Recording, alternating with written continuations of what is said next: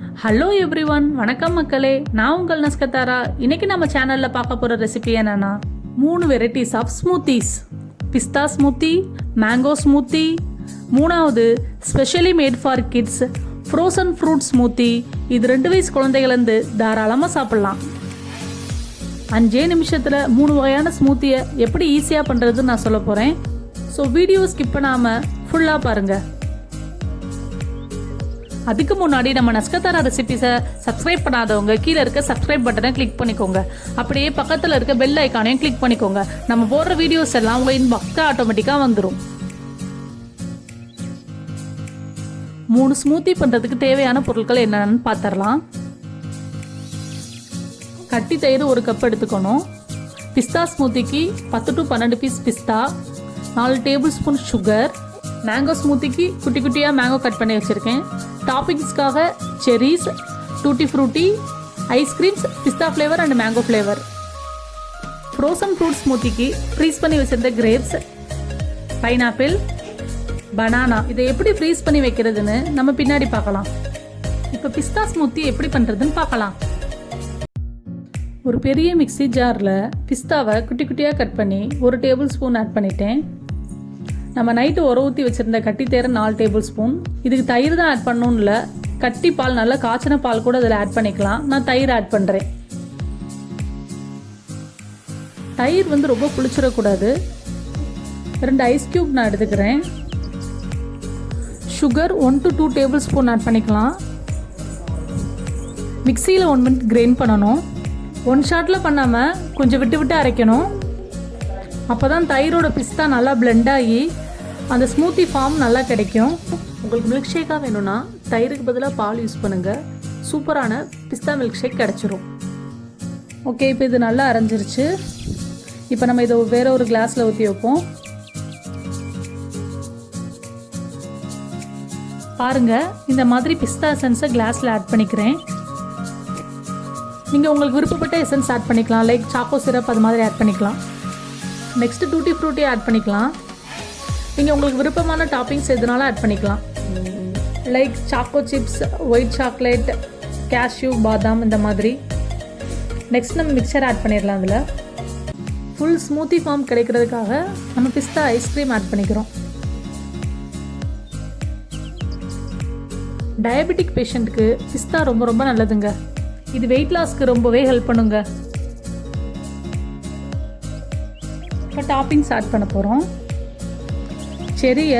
ஒரு செரியை 2ஆக கட் பண்ணி வைக்கிறேன். மேலே டூட்டி ஃப்ரூட்டி ஆட் பண்ணுறேன்.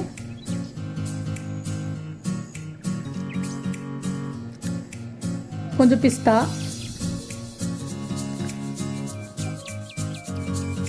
எடுத்து வச்சுருந்த மேங்கோ 2 பீஸ் ஆட் பண்ணுறேன்.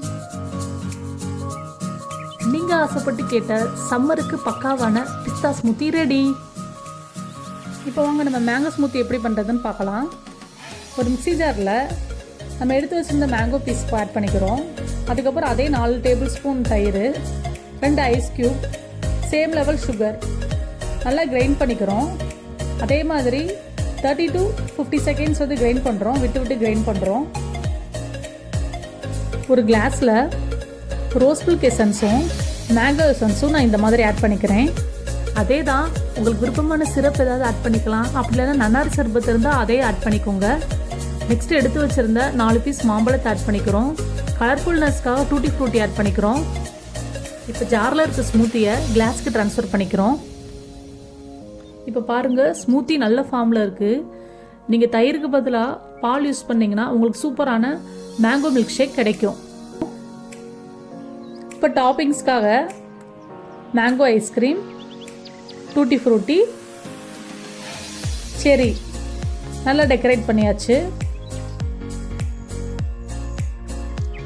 பிஸ்தா கொஞ்சம் ஆட் பண்ணிவிட்டு இதுக்கு பதிலாக வேறு நட்ஸ், பாதாமோ இல்லை கேஷ்யூவோ குட்டி குட்டியாக கட் பண்ணி மேலே டாப்பிங்ஸ் ஆட் பண்ணால் நல்லாயிருக்கும். அப்புறம் எடுத்து வச்சுருந்த ஸ்மூத்தியை கொஞ்சம் ஆட் பண்ணால் ரொம்ப கலர்ஃபுல்லாக இருக்குல்ல. அவ்வளோதான், சிம்பிளான சுவையான மேங்கோ ஸ்மூத்தி ரெடி. நெக்ஸ்ட் என்னோட ஃபேவரட்டான ஃப்ரோசன் ஃப்ரூட் ஸ்மூத்தி எப்படி பண்ணுறதுன்னு பார்க்கலாம். இந்த ஸ்மூத்தி பண்ணுறதுக்கு பைனாப்பிள், பனானா, கிரேப்ஸ் இது மூணையும் ஏர்டைட் கண்டெய்னரில் முந்தின நாள் நைட்டு ஃப்ரீசரில் வச்சு மறுநாள் காலையில் எடுத்து வச்சுருக்கோம். ஃப்ரோசன் கிரேப்ஸ், பைனாப்பிள் ஓப்பன் பண்ணி பார்ப்போம். இதை பாருங்கள், இந்த பைனாப்பிளை இது வந்து ஐஸ் கட்டி மாதிரி இருக்கக்கூடாது, ரொம்ப சாஃப்டாகவும் இருக்கக்கூடாது, நல்லா ஹார்டாக இருக்கணும். அதே மாதிரி பாருங்கள், இந்த பனானாவும் அதே மாதிரி ஹார்டாக இருக்குது.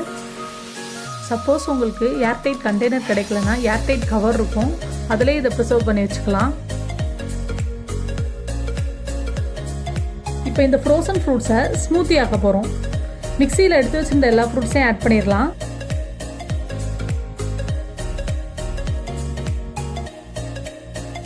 கிரேப்ஸ் 2-4 எடுத்துக்கிறேன்.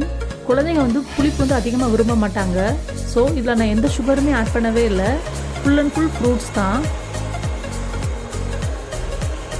நல்லா 1 to 2 minutes கிரைண்ட் பண்ணணும்.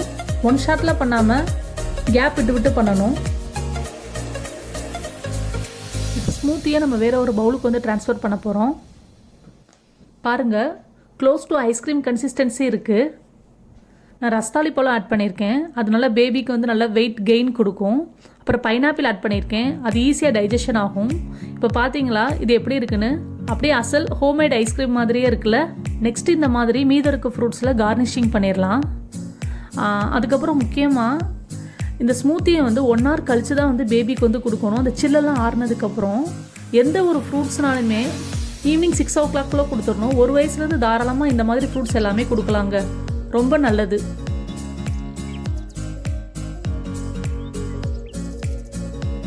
சுகரே போடாத baby special natural frozen fruit smoothie ready.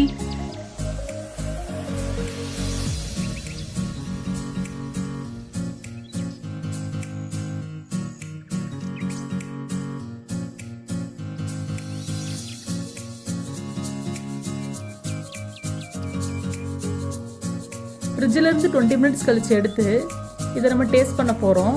வாங்க இப்போ நம்ம இதை டேஸ்ட் பண்ணலாம். வேற லெவல் டேஸ்ட்டுங்க.